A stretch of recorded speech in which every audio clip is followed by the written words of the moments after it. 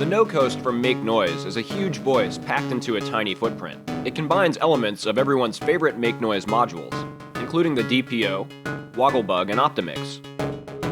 One of my favorite ways to use the slope section, which resembles channel 4 on Maths, is to patch the oscillator's square wave out to the trigger in, repeating the slope shape at the same frequency as the main oscillator.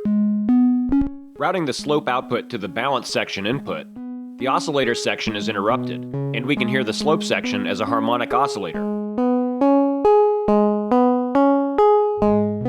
With cycle mode disengaged, this routing produces an adjustable triangle wave with a nice clean tone.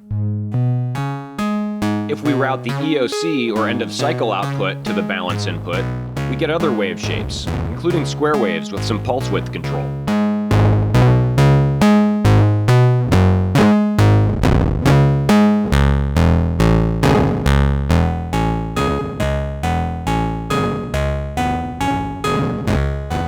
When cycle mode is turned on, the tone quickly becomes more aggressive and unpredictable.